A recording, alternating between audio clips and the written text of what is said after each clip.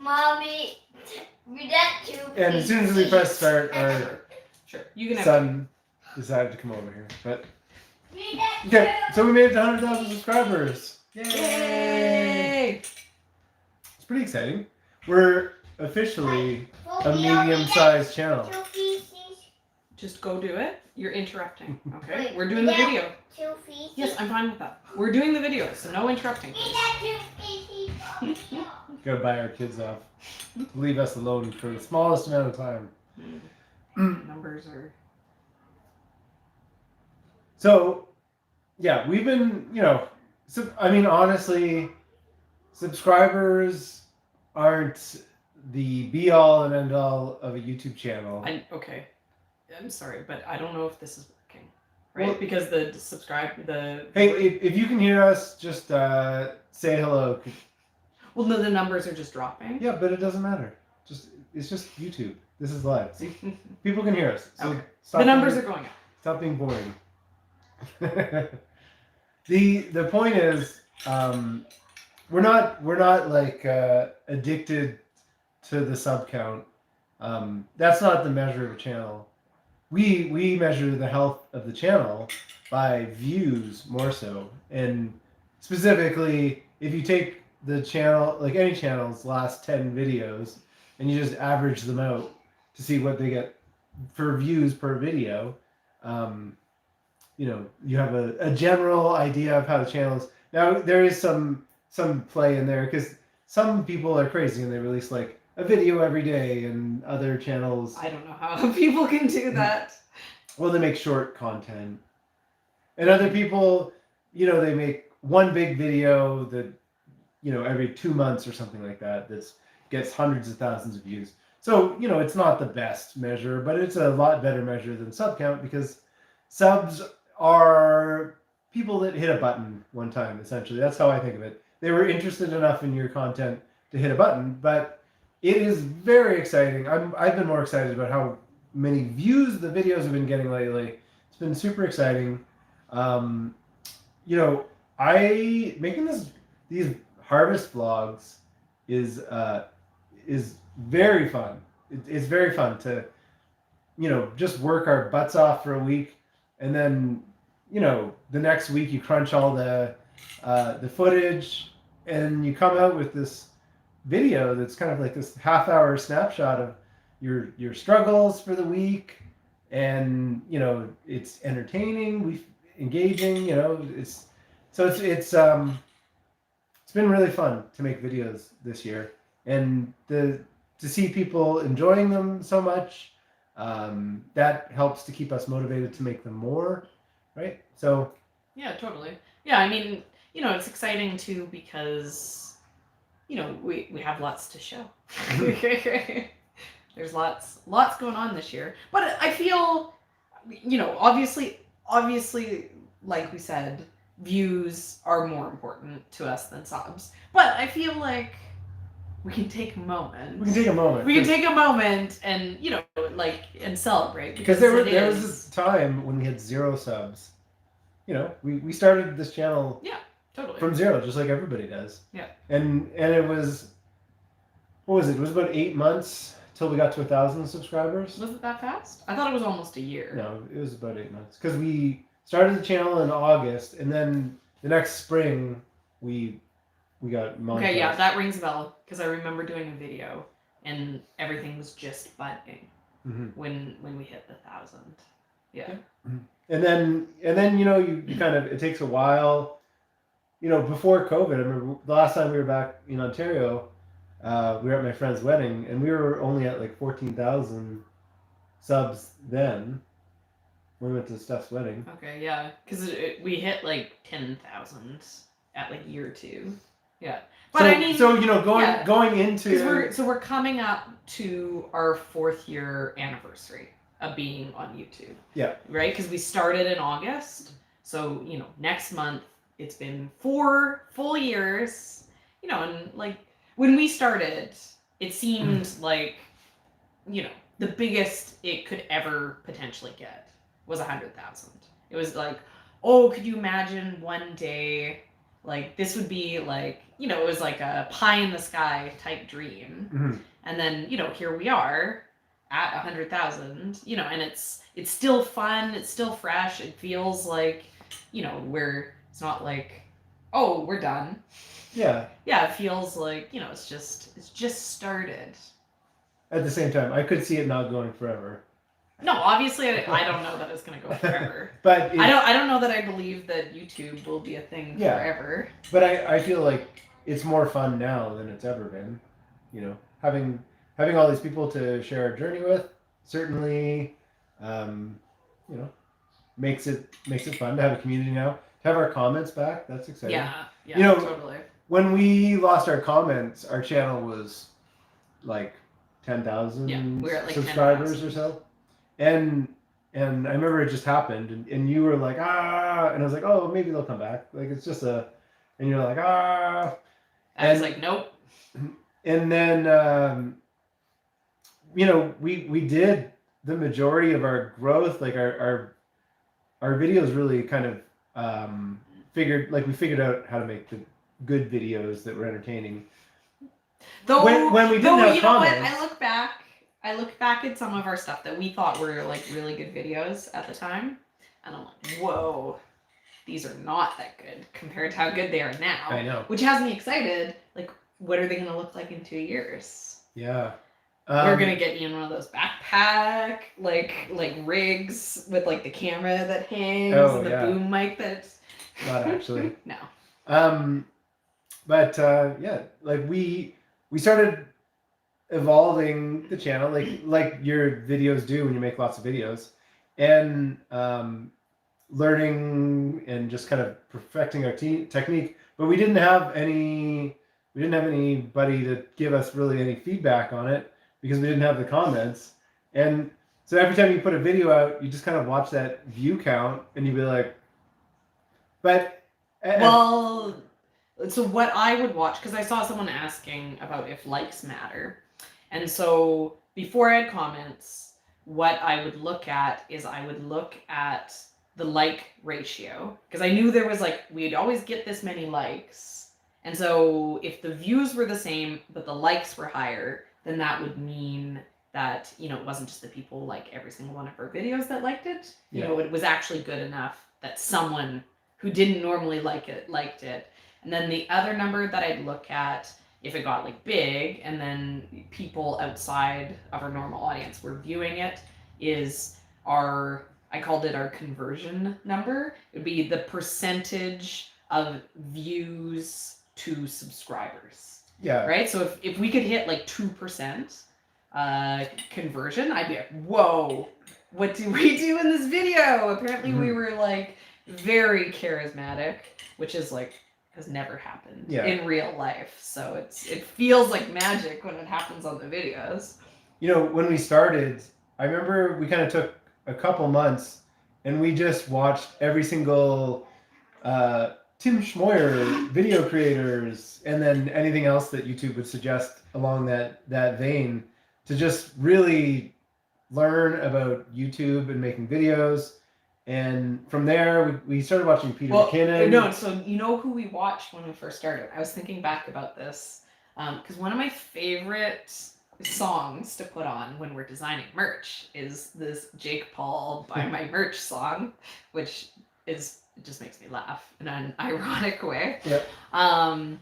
But we used to watch this like Jake Paul, which is just like pure trash. It's pure trash, but it's like, you know, really popular. And so we used to watch it to try to figure out what was so enjoyable about it, to see, you know, if we could try to make our videos enjoyable for all of you guys too. Yeah, I don't think we watched a ton of it. We were just more doing research on YouTube. Yeah. And YouTube is weird, guys. YouTube is super weird. There's just, you know, I love it, but yeah, YouTube is weird, and there's like so much to know to make the videos. Yeah, I think that the Peter McKinnon had a big influence on our videos because he was the one who was really like B-roll, And I think we've taken and like different angles. Yeah. Yeah.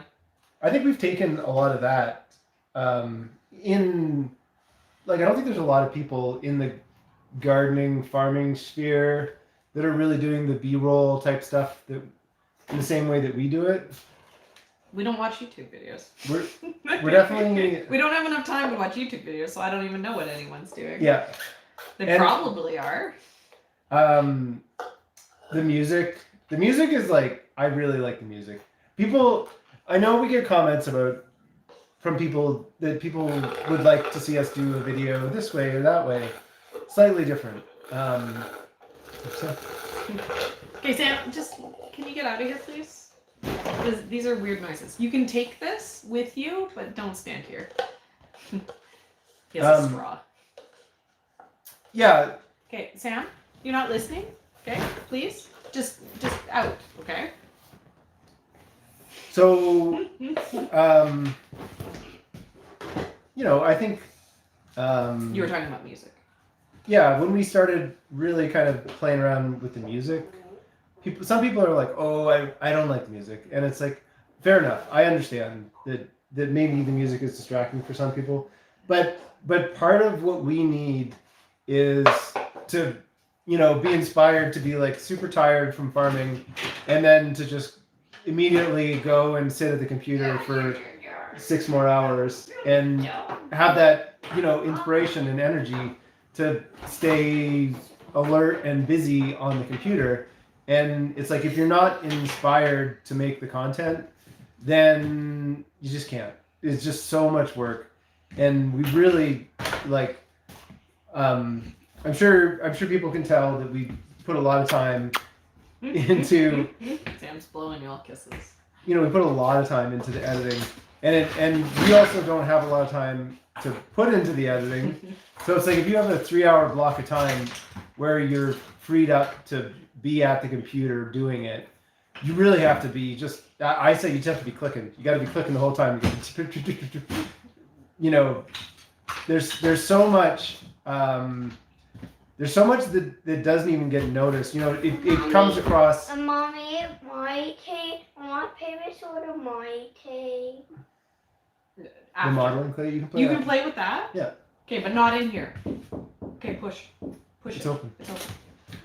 So there's so much that makes the videos feel that polished look that really is hard to see if you don't see it from the editing thing. And so to have the music there to like motivate us and to be exciting, it just we do the videos I think for ourselves, and we don't make them to appeal to everybody. I'm coming to interrupt. Yeah. Speak for yourself, Ian. Well, I feel like if you try to make videos that you're not inspired yourself to do, that they just won't be as good. If you try to make them for everyone, then they're not for anyone. I would say that for me, I'm only going to speak on the things that I feel comfortable and confident to speak on, because why would I waste everyone's time speaking on something that I'm not knowledgeable on, right? Mm-hmm. Why would I try to teach you something that I don't even fully understand myself? And because I do a lot of the speaking in the videos, right? I do a lot of the sharing of the knowledge in the videos. Sometimes Ian's like, let's make a video on this. And I'm like, I can't do that. Right? Because, they'll be great topics. Yeah. But I'm like, I don't have anything to say on that. And as you all know from these live videos, I have an infinite amount to say on everything. I see people asking questions about how you're doing. Do you want to just touch on that quick? Well, but I want to finish my point. Okay. So, but Ian really brings the magic to the editing. Yeah, it's a question. So it makes sense to me that, if he doesn't feel like he can show something in the editing in the same way that I don't feel like I can speak on something, then it's just a real struggle to do it. The editing is funny because the editing almost feels like I feel like I had this moment when we did one of our vlogs last year. Kind of the first harvest vlog that we did, or maybe it was like we did that one that was like so hard. Yeah. Where we had like 4 hours of footage. And it was just like, it was very intimidating. It was very intimidating. And then eventually, like the last scene in the first Matrix when Keanu Reeves suddenly starts seeing the Matrix and all the numbers flow. And I felt like I finally understood the power of what you can do in editing because, honestly, sometimes our footage, our talkie-talk footage, when I'm just sitting there talking to a camera, or Serena, a lot of times it's me. My camera presence is not good. It's very like boring, and I think you overthink. No, but it a bit, right? I do second guess yourself. But then in the editing, you have the ability to totally change that footage, even though you just have this, you have this 2-minute block or whatever, and maybe you only find the 15 seconds that's really engaging, and I call it the essence. I just want to find, the essence of whatever that whole like big section of words is, that you can just hear that one part and all the rest. You understand everything, and so it's kind of funny because our videos are very streamlined in a way, considering they're 30 minutes long usually. But like redundancy is just chopped out. Redundancy is like not allowed, right? Unless it's to establish some sort of narrative. Something that's important that needs to, be brought up more than once, that we feel is there. But eventually, like when we had this video that we were really having a hard time with last year, and then suddenly I just got it, it feels so exciting when I go to edit a video, because I feel like that part of the process is where the life of the video comes out. I feel like before that it's just footage, and then when you go and like you could just chop it up and put everything in order, and then there you go, there's a video. But it wouldn't be a very good video. Yeah, it wouldn't be a very good video. Like for me, I want to be like bopping my head to some music during the video. I want to have times where I feel like pumped up, or if I'm like feeling complicated emotions, I want the music to reflect the fact, like we did this video the other day where we're going to get a bike for Leah, right? And it was her birthday. I don't know that I watched this part. We went to get Leah's birthday. I know, I remember, but I don't know that I watched it. In the final. But I was not feeling great because it was during that heat wave, and it was just like so scary hot. But it's your kid's birthday, and you just want to be happy. So I put some kind of like, some weird kind of complicated music behind it that I felt reflected how I felt inside, and like I felt like I was putting on, I wanted my daughter to have this super happy birthday, because what's better than your 7th birthday party, right? That's like kid heaven, right? And so I wanted everything outward to be happy for her, but inwards, like I felt bad myself, and so I kind of wanted to add that layer of complexity with the music, and like it's just fun to be able to craft a narrative with this content, and then the whole like storyline of it's a week.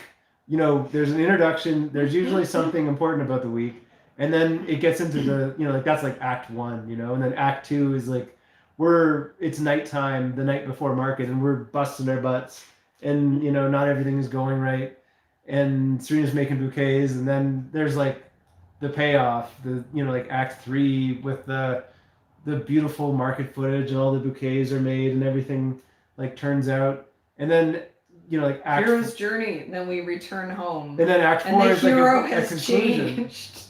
Except for we never change. Yeah, and I don't know if it's exactly, if it lines up exactly with like a hero's journey, but it is like a compelling storyline to have, we kind of stumbled upon it, but it's like, wow, this is like, why aren't other people doing this? Like, how are we the ones that stumbled upon this perfect weekly narrative? It's YouTube. There probably is a bunch of people doing it. I haven't seen people doing... But But we don't watch YouTube. I watch YouTube, but I only, There's only so much YouTube that you watch, and we gotta watch all the Davey 504, so that just instantly takes up half of our YouTube time. Okay, so... Yeah, I've been talking for a while. We 20 minutes talking about how we edit editing videos. You know what though? It's 10,000 or 100,000 subscriber celebration self-indulgence. Yeah. Right? That's allowed. And you know what? Now that I'm talking about this with all of us, we need to apply to get our little like YouTube plaque.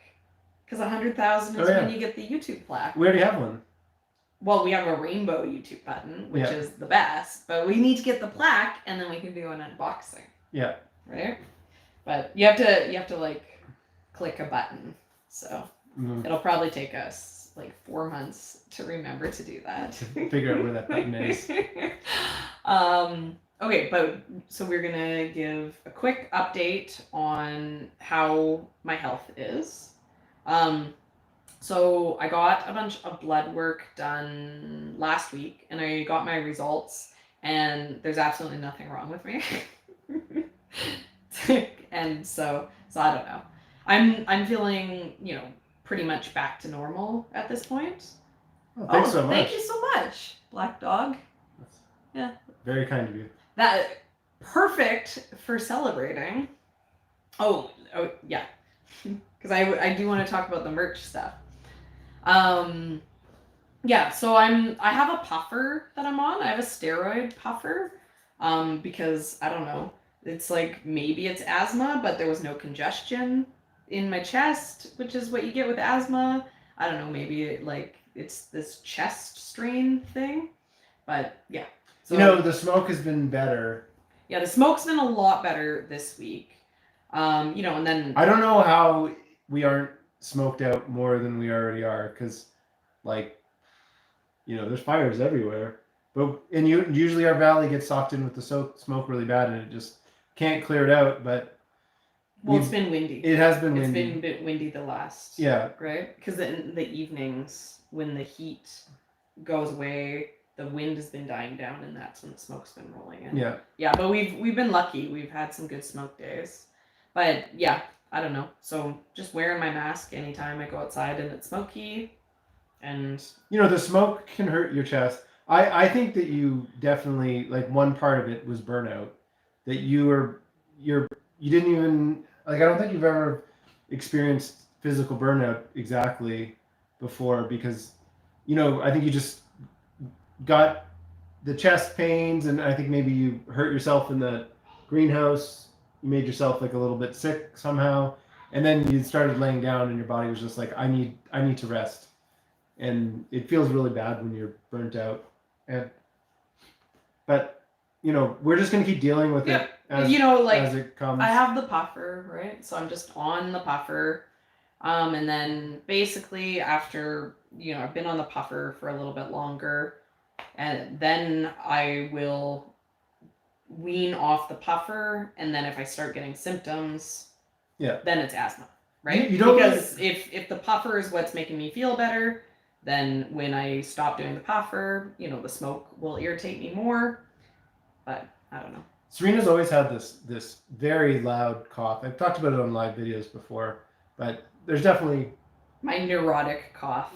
It's like her sonar pulse. We'd be in a store, and it'd be like, oh, where's Serena? And then you hear across the store, because it happens probably every 2 minutes in the wintertime and in the fall. And you hear, you're like, oh, hey kids, there's mommy. She's over there. So who knows? There could be some lung. Yeah, there's a handful of things that could be very mild adult onset asthma, things that I ignored because they weren't bad. and then the smoke caused an asthma attack, and I have asthma that doesn't have congestion. It's just tightening, but I don't know. The smoke can complicate things. So as long as the smoke isn't here, that's good, right?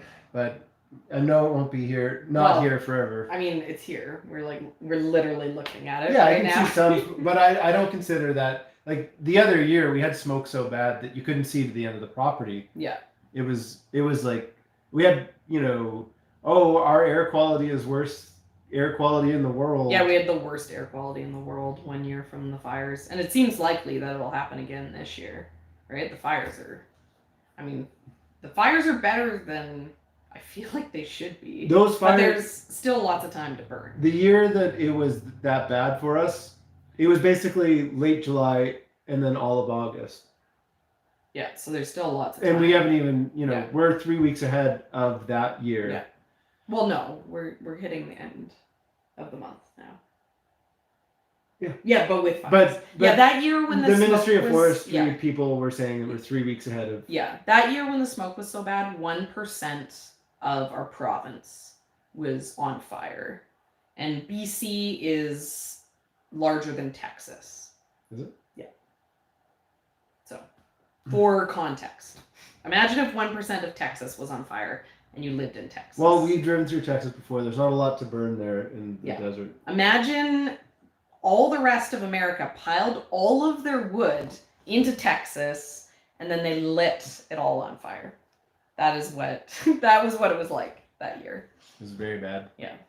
So, here's another YouTube stat. Do you want to tell them about how your time vampire? No.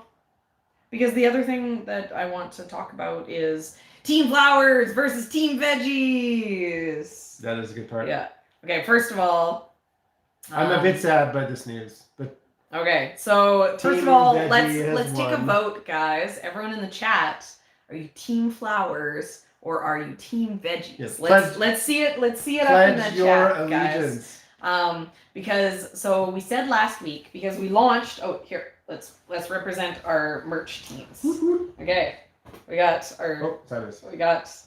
Okay, I don't know. I can't see. Am I holding it properly? Wait, Yep.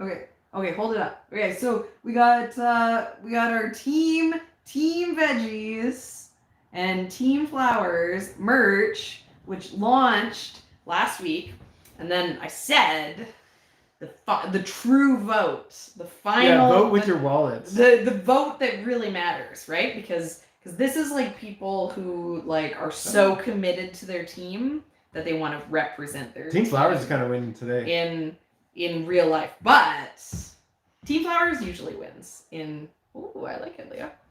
I like that a lot. Team Flowers usually wins in the chat.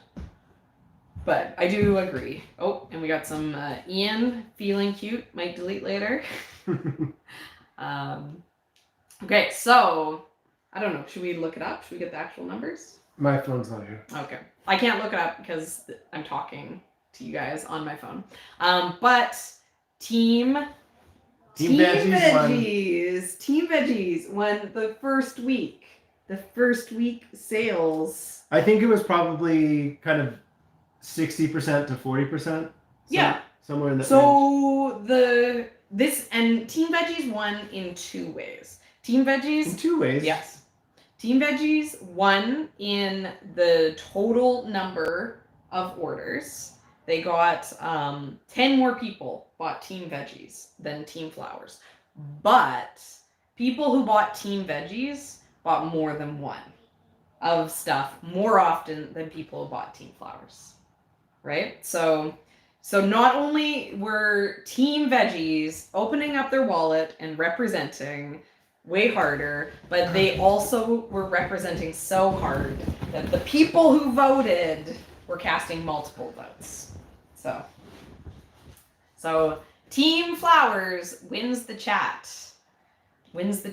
but Team Veggies wins the merch. Yep.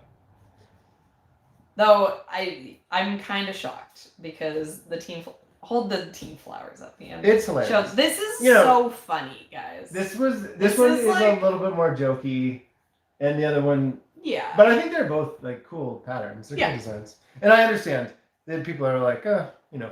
Team Flowers are poor. That's a good point. Team Flowers spent all their money on flowers, and so they can't afford merch. That makes sense. Whereas Team Veggies, when you grow veggies, you save money because then you don't have to buy veggies. Yeah. And so it leaves you with a little bit of extra money to be able to buy some merch. But another reason why I'm Team Veggies. There's going to be lots of people repping Team Veggies and Team Flowers. Yeah, we were really impressed with how many of you guys bought the merch.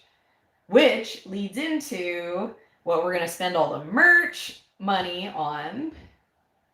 Are we going to tease? So we've been talking today about maybe making this the theme of the video that we're going to film this week.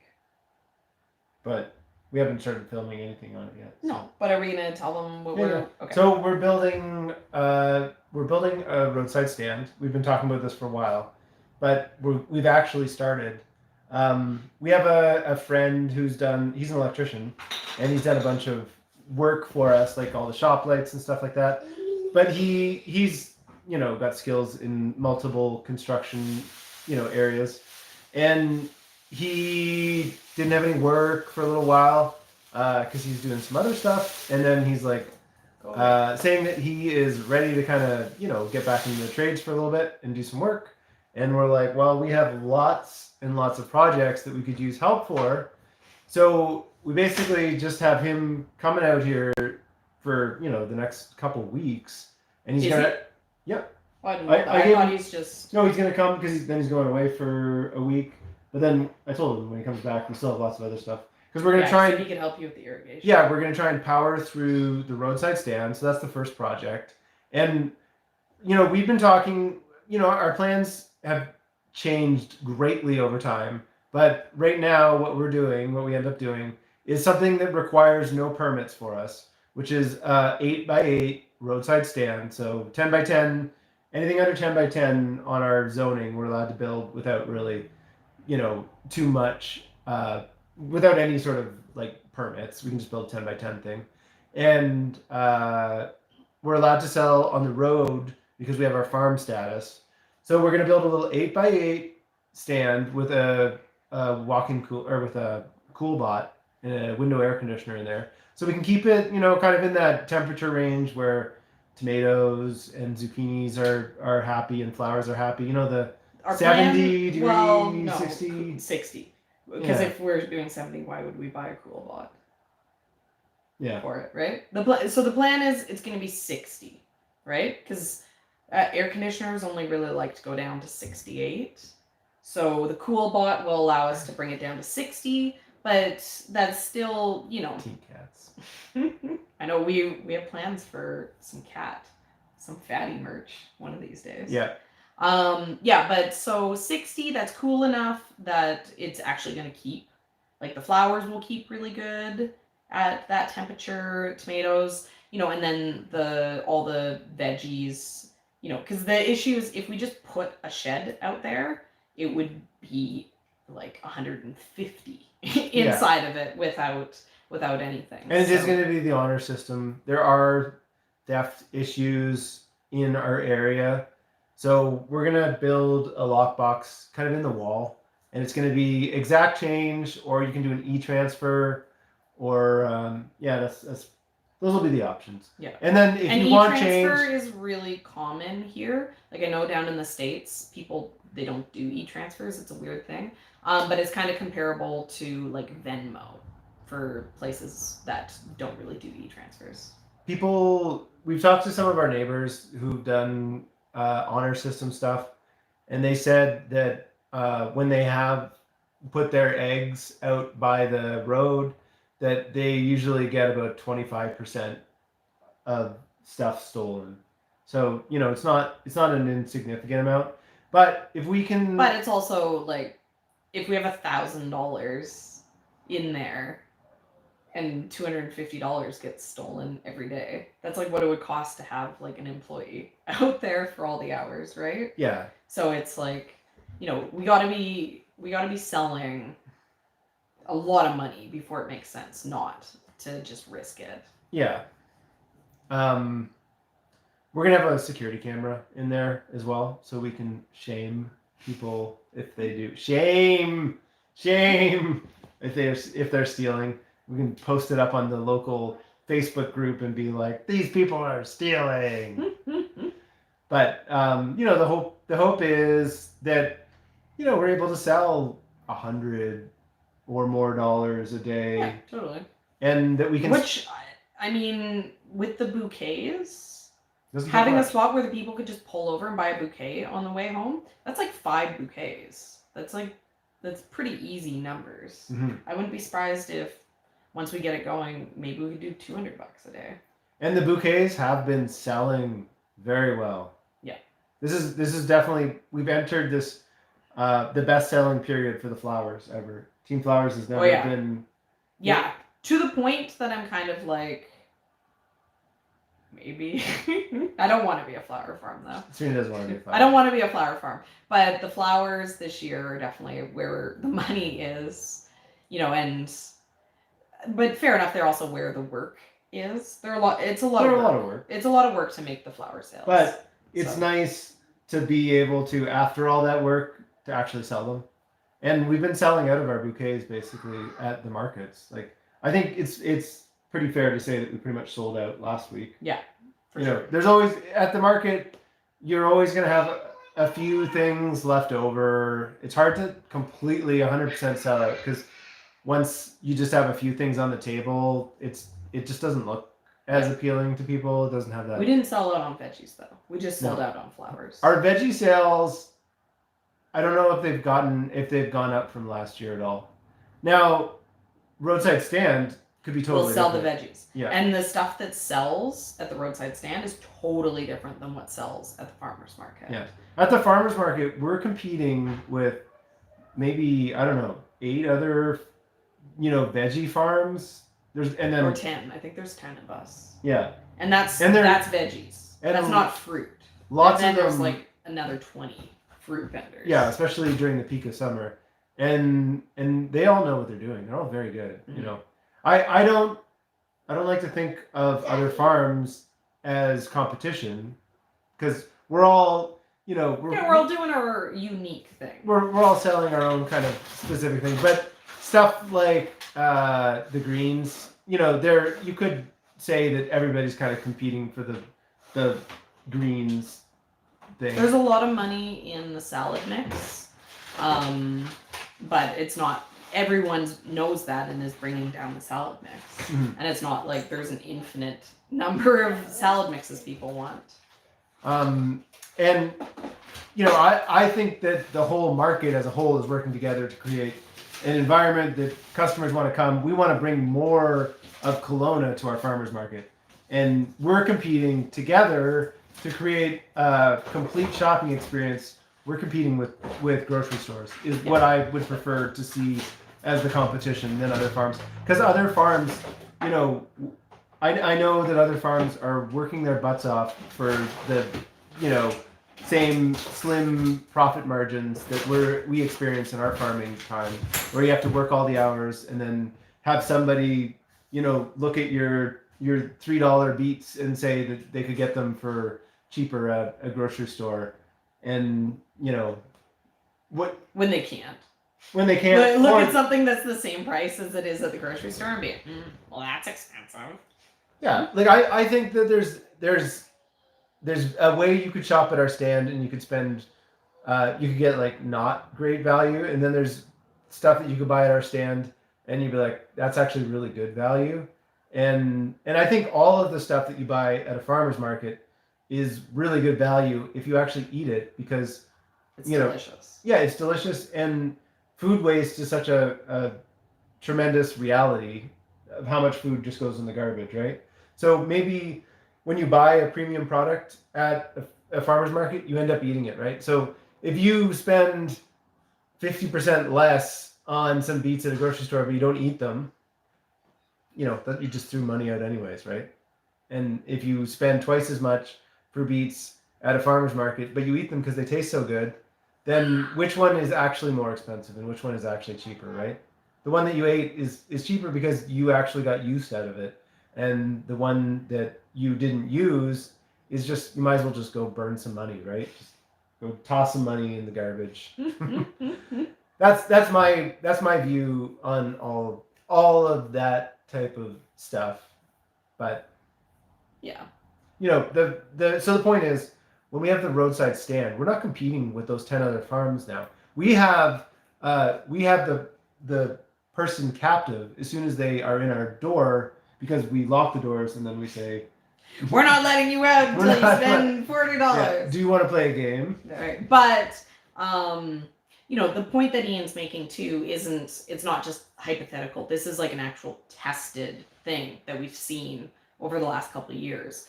Because the whole concept of the farm was that people would spend $20 on veggies with us. And at the farmer's market, that's been like a total failure. People buy like one $3 thing of carrots, or they spend $5. It's really hard at the farmer's market to get that total $20 sale, because people want to buy one thing from every single farm. But or they've already bought stuff by the time they show up to you, and then they're like, I get it all the time. People say, oh, yours looks great, but I've already bought it. Whatever it is. But when people come to the farm, like consistently, they spend $20 or $30 on veggies. They're like, I'll have one of everything, right? So it ends up being like these bigger sales, right? And then we end up selling a lot of these items that we don't sell very much of at the farmer's market. Like Ian and I have been talking about peppers a bunch. The peppers, they don't really sell that great at the farmer's market, because there's a bunch of other people that have peppers that are either way cheaper, or they're bigger, or they're red, and we only have green peppers. But last year, peppers sold really good from the house at the price that I have them at. So maybe we don't need to bring peppers to the farmer's market if we just sell all our peppers at the farm stand. Yeah. Same with beets, right?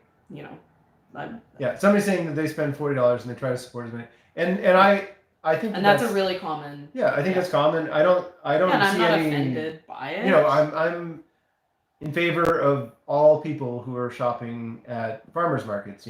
Shopping at farmers markets, no matter how you do it, is part of our goal on the environmental side of the channel. What we're trying to do is encourage people to shop at farmers markets. Well, can I say the sentence? What we want is for people to support local food systems through either growing their own or shopping with local farmers, right? And on the back end of that, we're also trying to show people the work that farmers, like a lot of the time lapses when you see us out in the field working, that is there to show the work that goes into the farming, to give people an idea of why the farmers market maybe has slightly higher prices than, if it was a big monoculture field. But we feel that no one has ever said on the videos, after seeing us work through the entire video, at the end and be like, well, your food is too expensive. No one's ever commented that to us on on the social media. Whereas, it's a common thing for people to talk about, farmers markets, what a ripoff, but it's hard for people to say that when they see the work. Yeah, and somebody's mentioning how sometimes the markets can be like lower quality markets, where because farmer Facebook groups complain about resellers all the time. People will just buy from a wholesaler and then pass it off as their own food. And that's kind of a scummy practice. We are lucky because we have a farmer's market that so diligently enforces the make it, bake it, grow it rule, where basically you have to, they come to our farm and they check to make sure that we're growing the things that we're selling. They want to see the stuff in the ground to check up on us. And because of that, they have very high quality, high standards. Just, I know that not all farmers markets are like that. So when you I got oil to fit in this. Perfect. That works out perfectly. You know, I'll put it away after. Then we not have to. Yeah, I'll keep it all put away nice and safe. You know, we all as customers on the customer side of things, we can talk to markets, right? You can go to a market, and our markets always have like a market booth where the farmers market themselves have like information or whatever. People are wearing shirts that say that they're with the market. You can go tell them what you want from their market as well, right? Like there's nothing stopping you, and it doesn't mean you have to, that you're going to get your way right away. But if you're like, you know, I'd really like to see this market just be a make it, bake it, grow it market. If enough people say that everywhere, you know, then market managers can have more confidence to switch over to a format like that, right? Because I don't think that. Yep. So, thank you so much. Oh, thanks. Cool. You know, so here on our farm, if we have, so we're building the shed, right? Which is, we can just sell our produce out of it easy, but you know, I still want our long-term plan to be to build this like farm store on the farm. And if we do these specific bylaws for like parking and like having like better structures, then we're actually allowed to sell 50% that we don't produce ourselves. Okay, so yeah, sure, but I'm going with some water. I want the saddle. A shower? Okay, yeah, we can do that after. Yeah, so you know, so for us here, the idea of doing that business model is that it makes a better shopping experience for our customers, right? If 50% of our product isn't stuff that we made, we can focus on the veggies, we can focus on the flowers, but we can bring in fruit. We can bring in cabbages and potatoes and onions, all these things that we would never grow because we don't have the space, right? And when we have this larger variety of product, it makes it easier for people to stop and shop with us. It makes it, you know, makes it so we're not just the place where they come to buy the carrots because we have good tasty carrots. It makes it so we can start to be their produce store, right? They can come to us, they can know they'll get everything that they're looking for. They don't have to, you know, they don't have to make us one of many stops. Our farmers market is like it's an incredible farmers market. Our farmers market has been established, like how old is it?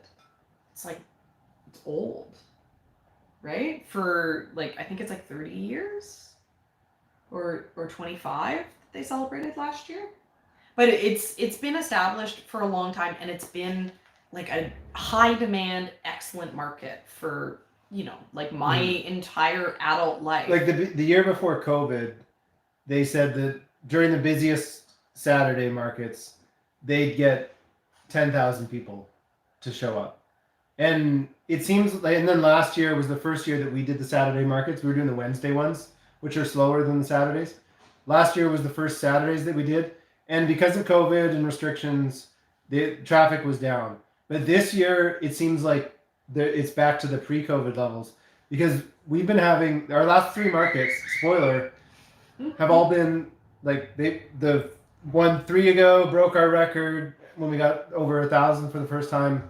And then the last videos one, we sold like 1,245. And then, spoiler. No, you can't give the number. No, I'm not going to give the number, okay. But we broke that again in the last market. Gotta watch the video. You gotta watch the video. Yeah. But it's like traffic has been really strong. Yeah. But okay, I want to finish my point, right? So the reason why I'm saying all these things is that I understand the need for resellers in specific markets, right? It's if you don't have variety available at your farmer's market, who's gonna come to see 4 farmers competing over whose carrots you're gonna sell? Like, why would you come and do the hassle if you can't buy everything that you're looking for, right? So if you have a market and you're trying to get it established, those resellers are important. right? Because if not, then there might not be a reason for anyone to come. So I see people talk like really, really negatively about farmers markets, like online, not you guys in the comments, but just like Facebook in general. People are like, yeah, well, you go there and no one even grows their own stuff. And it is super frustrating if you're like at a market and someone's pretending that they grew it. It's like, be honest. But you don't ever go to the grocery store and get mad at the grocery store. They're not stocking anything local. Yeah. Right? So everything can have its place. Yeah. But no, you know what? This is tattling. We're not interested. Even if your farmer's market isn't and that's my overarching point. Yeah. You can still search out local farmers because we get messages all the time. We're kind of like a hub for farmers to send us messages now. We get lots of messages from different farmers. There's lots of young couples who've started farms for idealistic reasons, and they are out there working their butts off, and they're not making any money, and they're making this gorgeous produce. Lots of them I think work a lot harder than we do, and you can search those people out that are local to you, and you can buy straight from them if it's possible, right? It doesn't have to be through a farmer's market to support farmers, but the result can still be there, right? I just want communities to be able to feed themselves. We don't have to be able to supply 100% of our calories, but I feel like we've gone to a tipping point, like way beyond it, where we're just so far from being able to feed ourselves. Like, not just here in Kelowna, we're an agricultural area, and I still wonder, I'm like, could Kelowna support itself on what it can grow? Yeah. And then you think about areas that are far less agricultural than where we are, and it's like, not a chance, right?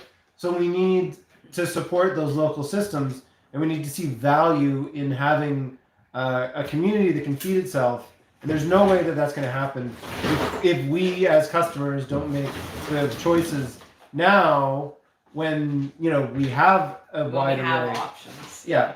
If you don't buy from local farmers, there's not going to be local farmers when you need local farmers. Yeah.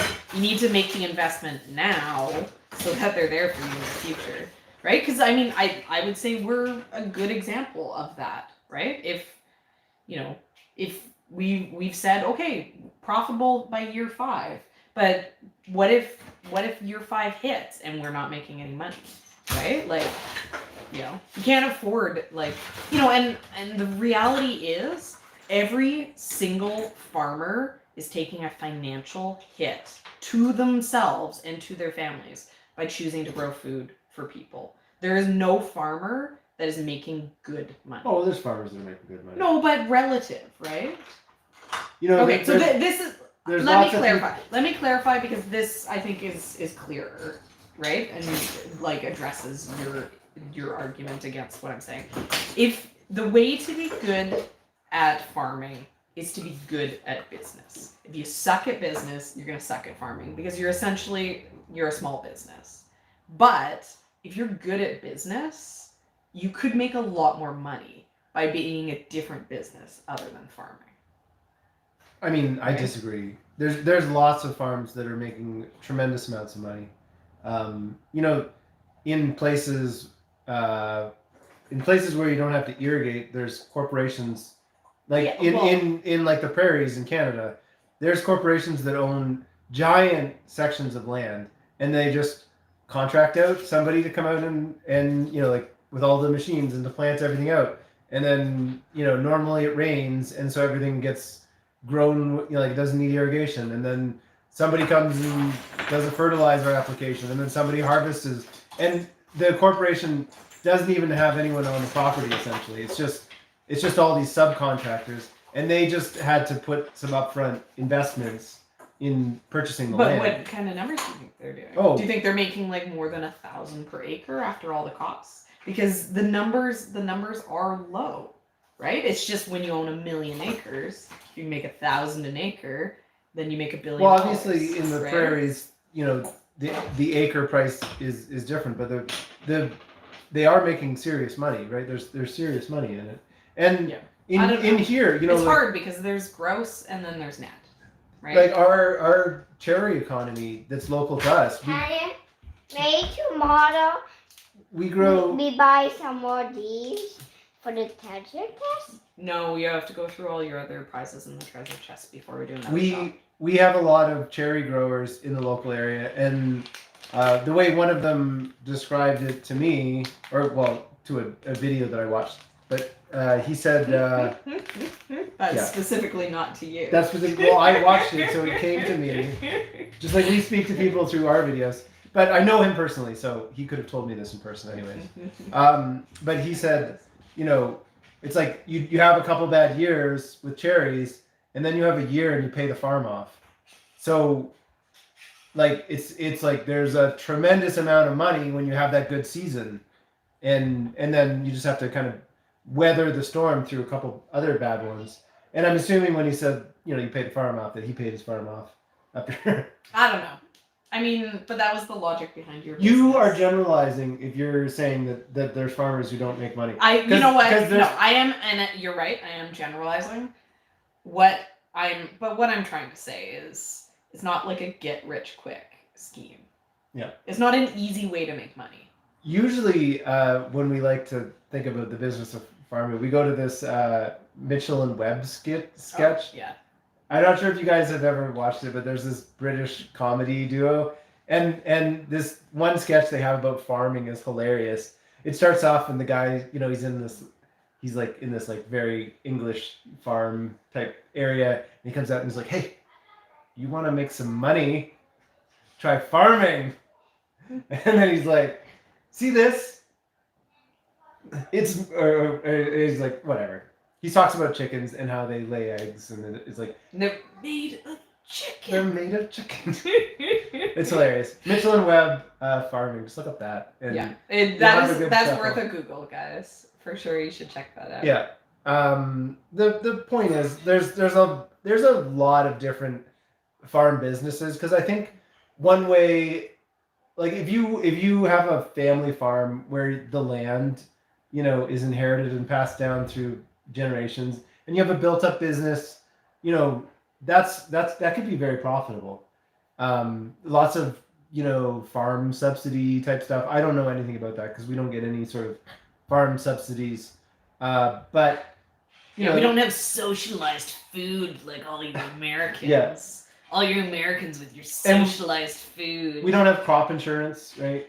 There's no crop insurance for like market gardeners, but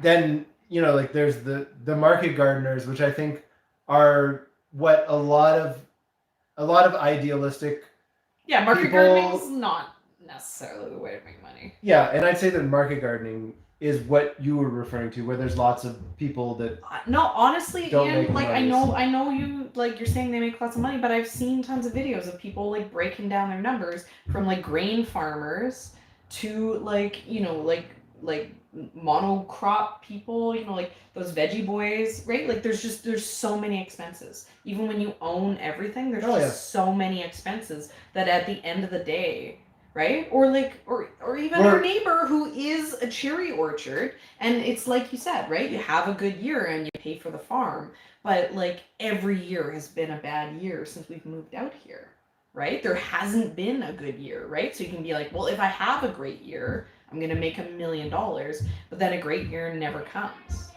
right? So, you know, it's hard, right? Like that's the thing about farming. It's physically hard. It's expensive. You have to have a lot of money to be able to do it, right? It's not an easy business to start. Yes.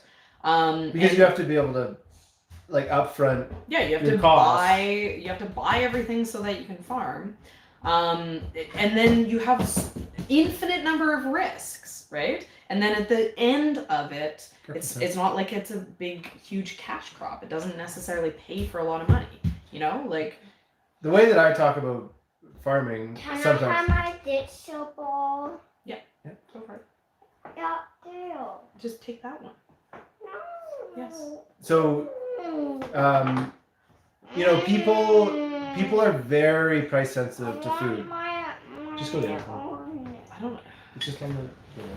People are very price sensitive when it comes to food, and you know, if somebody goes to buy a car, those last few decimal places, you know, like the hundreds and the tens and the single digits, they're not even like really looking at those too much because it's all on credit and they're just signing it away.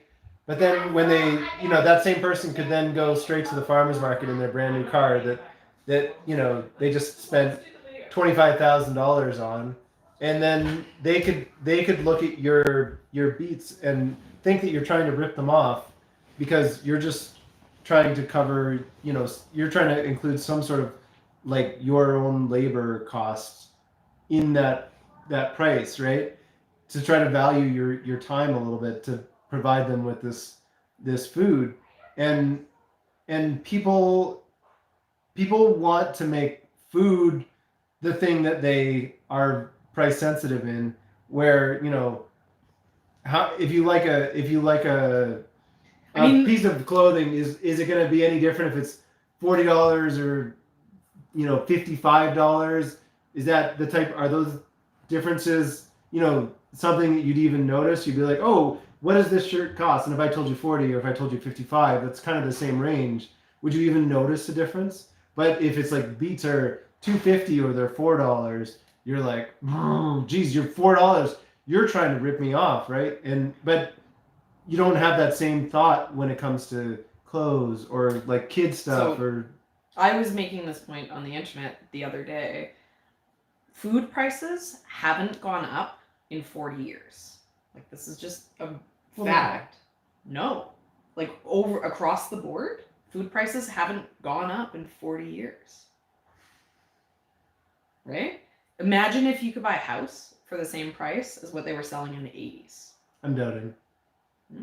I know that there's definitely, because, you know, we're in Canada and I can go buy avocados and pineapples and I can buy them whenever I want. And they're $1. Yeah, and they're super cheap. And I think, you know, maybe what you're referring to is like things got so cheap and we've globalized, so things got so cheap. And then now we're seeing like a little uptick because, you know, there is definitely some price increases that are happening. Or maybe what the stat is, because it is an actual stat. But maybe what it is with inflation, food prices have actually dropped. Yeah. Right? When you include inflation, we're way lower than where things should be. You know, how many people are actually making substantially more than they were, you know, 15 years ago, right? Not us, because we're farmers. That's right. Making way less than the minimum wage I was making back in college. But, you know, I just think that... I guess, so what we're trying to say is you should go buy stuff from your farmer's market and you should know that they're not trying to rip you off. Yeah. That's what we're saying.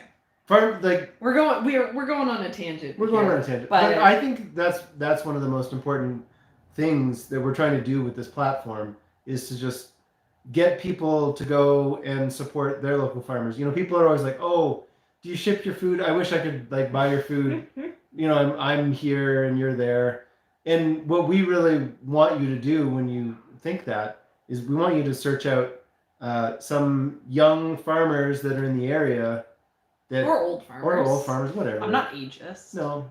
And I just think that there's lots of people who are trying to make a living on it that could really use... Yeah, that $10... It goes so far. Like, we had some really stinky markets at the start, and it's like just every single customer makes a difference on your bottom line. And so we want people to you know, invest in their local community, right? And to see that not only is that farmer not trying to rip you off, but you want to have those farmers in your area.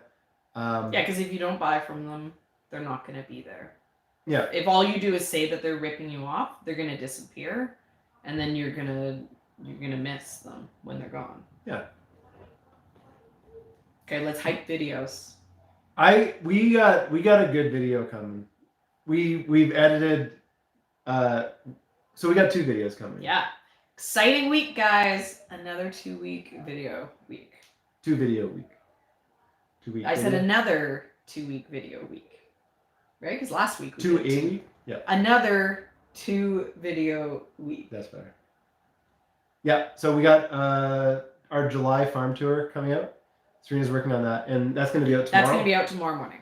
Mm-hmm. All I have to do is find a song and just sprinkle some magic on it. Maybe I'll make Ian get me a song, because I also do need to pick zucchinis and cucumbers. Yeah. So.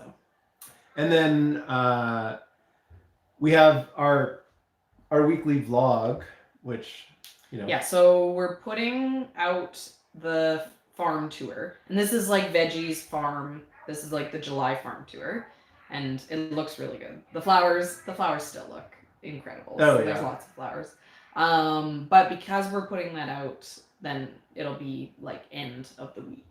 But I've already started editing the vlog, because it's nice when you can spread it over time, because it's hard to sit at a computer for 12 hours and just edit all day. Your brain just goes, but I do it. But it's hard, and so it's nice when I can spread it out. And we edited this video, and it's really funny at the start. Yeah. Oh yeah. Yes. We've been laughing at this one for a while. It's one for all of you, because thinks that we're funny. Yeah. it's the context of understanding our situation plays into it a little bit. So it might be a little bit confusing to people who have watched our channel never before, like have never watched our channel. It won't make as much sense. I think it'll still be fine. It'll still be enjoyable. But it's more an intro.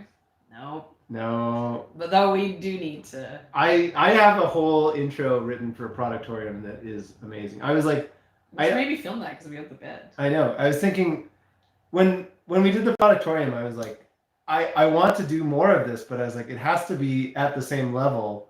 And then we wrote something that is at that level or even better. Okay, I just came up with an idea for a productorium one that we should maybe do. So when the farm stand's done, right? We set up the tent with like the banner and everything. Oh, thank you so much, Jessica. Thanks, Jessica. Okay, so it's like the tent, and I'm like, oh, we're doing like a sale today. And then it like zooms out, and then you're there, and you're Crazy Ian's productorium in the new shed. Yeah. Right? That's like you're competing against me. We have a productorium idea that's not the one that I was talking about earlier. That's like, it's like, Serena's got a different. Oh yeah. The joke is that it's like Crazy Ian's productorium, and then I'm like, forget Crazy Ian's productorium. His products are like no good. Come down to Wacky Serena's Funhouse, where we have all the best products. And then we're like having a standoff. Yeah, and like just throwing products around. Somebody said next goal 500,000 subscribers. My goal would be 100,000 views on all of our vlogs. That would be my big goal. Oh yeah, that'd be exciting. Mm-hmm. I don't know. I don't really have. That's a long way off. Right? Because we're at like 40,000. Maybe we're at 50,000 now. We're not. We're at 40,000. Things can snowball on YouTube. Okay, so if every single one of you who watches our videos tells 5 friends and does it really convincingly, so half of them then go and watch something, then we'll be on 100,000. That's all it takes, guys. Yep. That's all it takes. Yeah. No, I'm excited about the videos coming out this week. And then I think that for next week, we should do it about building the shed and about having the shed all come together. So if we do that, then it would have to be kind of like a Wednesday. Here's the projects that we're hoping to accomplish with the help of our friend. Get the shed, roadside stand thing all built and fully functional. Not just like almost finished and then good enough. like it's done. Yeah, fully done. And then up on Friday, completed by Monday.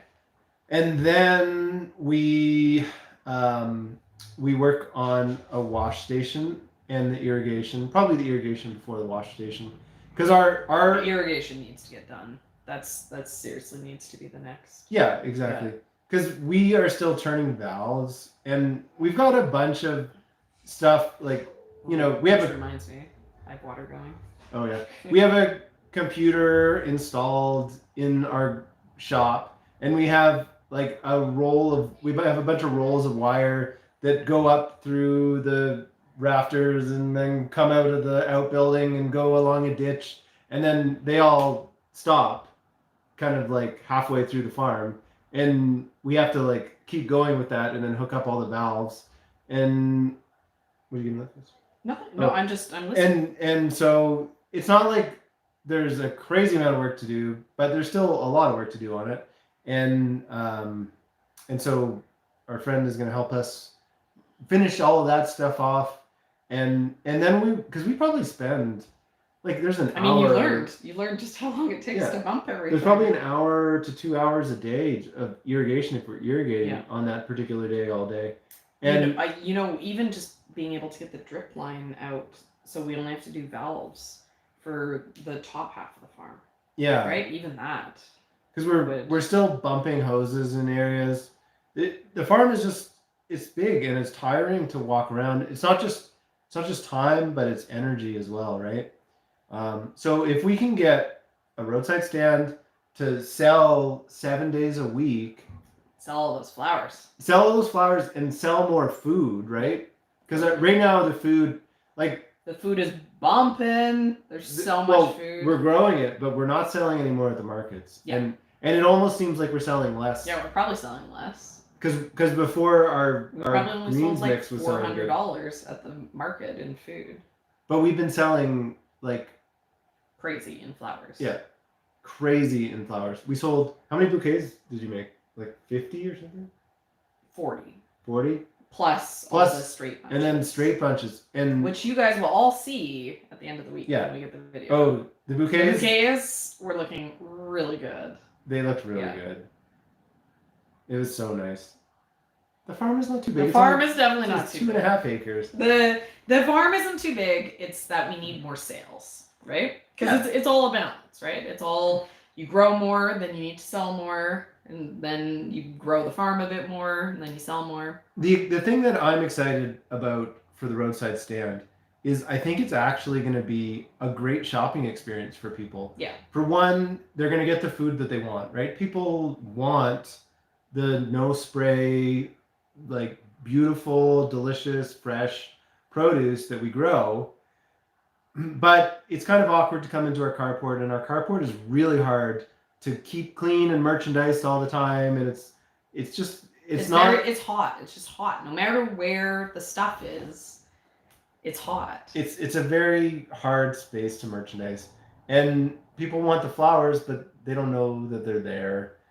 So when we have that just right next to the road that they have to drive down anyways, with ample pull-off space, they can shop whenever they want, and they're not going out of their way at all, and they're getting what they want, and they don't even have to talk to anyone, because like people don't always want to talk to someone. I don't always want to go to a store. I'm like, oh, I gotta talk to people. Really? I love shopping because then I get to talk about the weather. I love talking to strangers because I love talking about the weather. And people that you have close relationships with, they don't want to talk about the weather with you multiple times a day. Somebody's asking about the eggs, how many eggs we sell. We actually don't sell eggs anymore. Oh yeah, I don't know if we ever, I know we've talked about it in the live video, but I don't know that we ever mentioned it in... During the heat wave, we got rid of our chickens because all of the function of having chickens, we still have, basically, because our neighbors have 400 chickens and they sell eggs.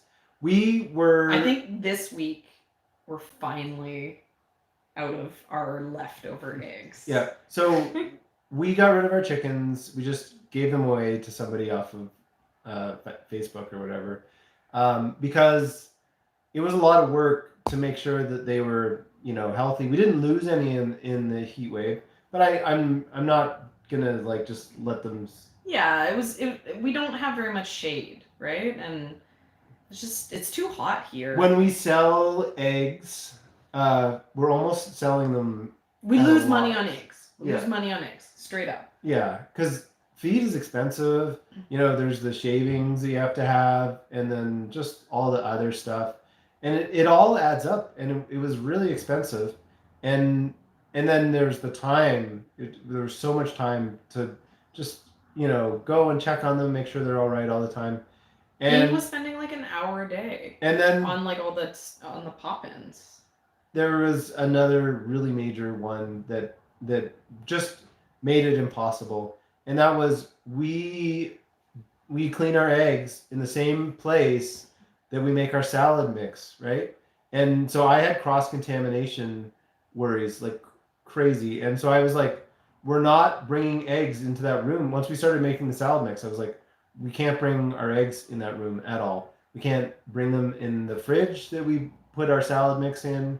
We can't have them, in that building. We can't have them in the containers that contain, like the salad mix for any reason. We just can't. And then it was like, where do we even? Thank you so much, Linda. Thanks, Linda.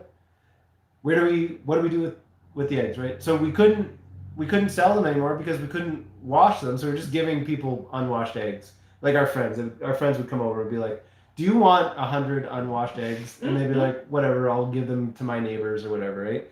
And that was all we could do with them, because we, at the same time that was kind of happening. Talk about the coyote. Oh yeah, and then we had a coyote that was coming into our chicken run during the day. Obviously, stressed from. I think it was like stress from drought. Right, because it's weird to see coyotes. And he got a couple chickens, and a couple times we scared him away before he got a chicken. But he was starting to make a habit of it all the time. And our kids, they play with the chickens. Sam would go down there. Yeah, the main value of the chickens, kind of at this point, was that they were nice for the kids. Yeah, I liked having the chickens, but I saw that coyote multiple times standing in the same spot that my son would play for, an hour. He'd go down and play for an hour, right? And so there was that. We actually got dropped by our insurance company. I'm not sure if other people are experiencing this. I know in Canada, condos are having trouble with insurance. Insurance companies are being very particular about who they insure. Insurance companies don't want to pay out insurance claims, apparently. So we ended up finding an insurance company to cover us, but there's very few that will do that. And I felt like if we ever had one incident where we had a cross-contamination incident where we made somebody sick, which, like, obviously we don't want to make people sick. We're growing our food to make people happy and healthy and enjoy themselves. But if we did make somebody sick for a cross-contamination issue, we could potentially never get insurance again. It could end everything. It could be the end of everything. So, which it has me thinking, we should probably contact the insurance people and say we don't have eggs and chickens anymore. It doesn't matter. Okay. So we got rid of the chickens, and now when I go to dump the chicken scraps, our neighbors' chickens are actually closer than our chickens were. Yeah. And if we have a lot of like food stuff, we just give it to the neighbors' chickens. They're right on the other side of the fence from us. So we're still getting that, chickens can make compost. We just trade our neighbor. Like, we just give food away all the time to anybody who's around us. We're like, do you want food? You can have it, right? And so our neighbors get food all the time, and they're like, do you want eggs? You can have it, right? They're the same with the eggs as we are with the food. So we still get the eggs. We don't have to wash them. We still have a place to put our kitchen scraps. We still have a place if we have a bunch of zucchinis or something like that aren't good. We still have a place for those. Yeah, and so, now Ian doesn't have to wake up early in the morning to walk down, and late at night when we're like, oh, we forgot to close the chickens. Yeah. You know, we don't have to drag our butts back outside to go close up the chickens. So it's just, this is the way that it has to be for us, and you know, that's the way it is. Yeah. I miss them, but I don't. You know, we're new farmers, and this is something. There's lots of stuff we've gotten rid of that we thought were good ideas. We ripped out fruit trees that we bought the first year. You know, this is something that we learned from watching like Kurt Stone farm through the years as well. Kurt ended up in the end of his farming, he was only growing basically like lettuce, greens and turnips. I think he was still growing those turnips. Oh, was he? Yeah, but he had it down to like. Yeah, he only would grow and sell what was profitable. And every year he would reevaluate and he'd cut. Yeah. And he stopped the thing that really like was like, whoa, wake up for me. He stopped doing tomatoes. Right? And I was like, yeah. You know, like to say that here, because they grow so easy and you can sell them for a lot of money. But he was like, they take so much work that I don't actually make money on them. You know, that's like a ruthless. Yeah, it's hard to imagine because as tomato-based life forms. I know. So, you know, this is part of us trying to be a profitable business, right? And John Martin, he talked about the fruit trees where when he started his farm, he's like, oh, I've got fruit and I've got veggies and I've got everything. He had like chickens, like, you know, he's doing everything. Yeah, and then he's going to farmers markets and fruit vendors are like, hey, do you want to trade fruits for veggies? And he could have had all that fruit for free anyways that he grew, and he's just spending time trying to learn about fruit trees and all this type of stuff, and he's like, I just need to focus. So, you know, we planted fruit trees and we found that out. It's like, you know, oh, they need to be pruned, they need to be sprayed sometimes. You know, that's a big one for us, is we don't want to spray like pesticides, but we also aren't allowed, because we're agricultural zone that grows a lot of tree fruits, we're not allowed to let infestations happen on our property. So they don't say that you have to spray, but you aren't allowed to have, you know, infestations on your trees. However you accomplish it, right? Which is part of the reason why we're talking about getting rid of our cherry trees. Yeah. Too. Yeah. Some of our cherry trees. Well, we're gonna keep a few. People are very like, oh, don't get rid of the cherry trees. There's been so many comments. Yeah, and I understand. Like, the cherries are delicious, and I don't necessarily want to get rid of them. I love having the cherries on the property, but people in the Okanagan treat cherry trees like a crop as well, right? You know, like the trees are just a longer version of a plant that you plant, and trees go in, trees come out all the time. Trees go in, trees come out. Trees go in, trees come out. And right now, it seems like a lot of the apple trees are going, and cherries are coming in their places. You know, cherries right out our window. Yeah, cherries or grapes. You know, you can see in our neighbors when we do the drone, there's a big field area kind of like down near the bottom of our property, and that was all mature cherry trees. He ripped all those out because they're getting past their prime, and he put in a new crop of trees, or I think he's using that as a nursery area, or he put trees in. No, he has trees in there. Yeah. And so it's this cycle. So, you know, us taking trees out isn't the same. Also, he came over to our property last year, and he took a few of our cherry trees out because they had like a fungus on the bark, and they were harboring disease that could get into his orchard. So we have to respect the fact that, you know, like he did that for us. Like, he came and he pruned all of our cherry trees. He took down the diseased trees. Yeah. Not like he like snuck. No, he we have a great relationship with them. But our neighbors are amazing. But he's like, if you want cherries, just come, you know, like. Yeah, he's always trying to get us to come over and just walk over onto my property and pick cherries off of my trees. So it's not like we'd lose out on the cherries at all. It's all perspective, right?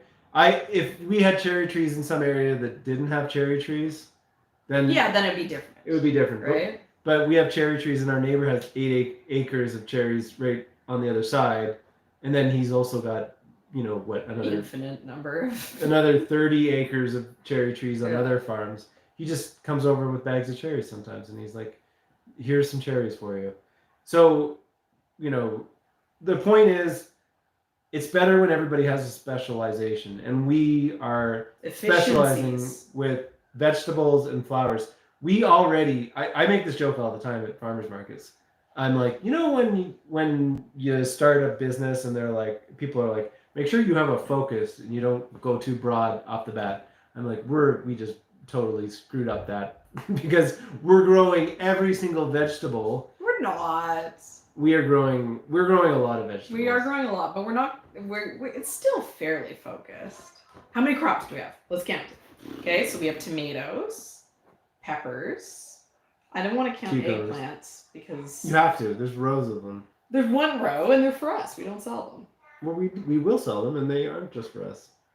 I'm hoarding them. Oh, they look so nice. Okay, though. Cucumbers. Okay, so those are the greenhouses. Well, I think we should do a roll call. If anybody likes eggplants here, because they do not sell, then let's see some eggplant emojis. Yeah, give us some eggplant emojis, guys. Just because that would entertain us. Okay, so in the greenhouse, tomatoes, cucumbers, peppers, and then for root crops we have carrots and beets. Right? Okay, so that's 5. And then we have lettuce. Radishes as well sometimes. No. We haven't been doing them. We didn't this year, but you grew them in lots of years. Yeah, but I'm saying what do we currently have, right? So we have lettuce.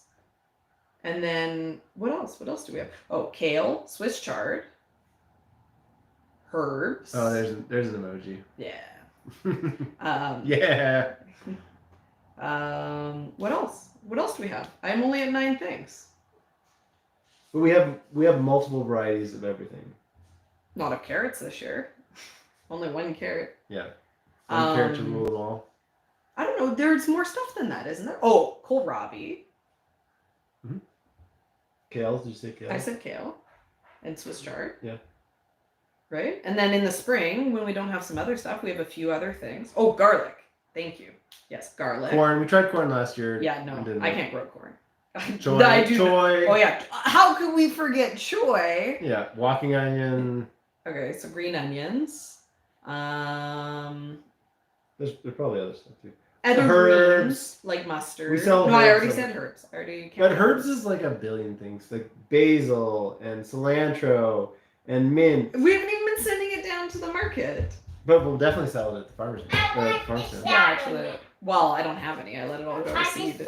Yeah, but in future years. Okay, we should probably be wrapping up soon. Yeah, we should because. And then how many types of flowers do you have? Zucchini. How could we forget zucchini? Mm-hmm. Apparently our brains are broken. Well, so that's 15. That's 15 things, right? That's not that many. Can I have this? It's not like infinite. There's. And then flowers, 16 things. I feel like you're simplifying this. Flowers are definitely okay. Saying that we grow flowers is an oversimplification because 50% of the work is flowers. Okay. But. Well, I think I have to. Thanks so much for joining us, guys. Thanks so much for hanging out and celebrating the 100. Yes, but we're finishing this. Okay. Our son wants to take a shower. So. Yeah. So yeah, thanks. It's exciting. It's exciting to hit that 100,000. Mm-hmm. We're officially a medium-sized channel. And now when, because everybody thinks we're lame for making YouTube videos. So now, it's still lame. I don't know. People lately when we're like, oh, we make YouTube videos, people will like come back and be like, whoa, you're like famous people, which is hilarious because we're clearly not. So the number's big enough that it's it's like impressive. Yeah. Now we can say it, and people don't laugh at us and make fun of us behind our backs. I think, like obviously we have a fun community, Yeah, you guys are all amazing. And it's fun to be able to connect with people all over the world and to hear from people all over the world. Like it's really fun to do YouTube. But it's like there's probably 100,000 cities in the world.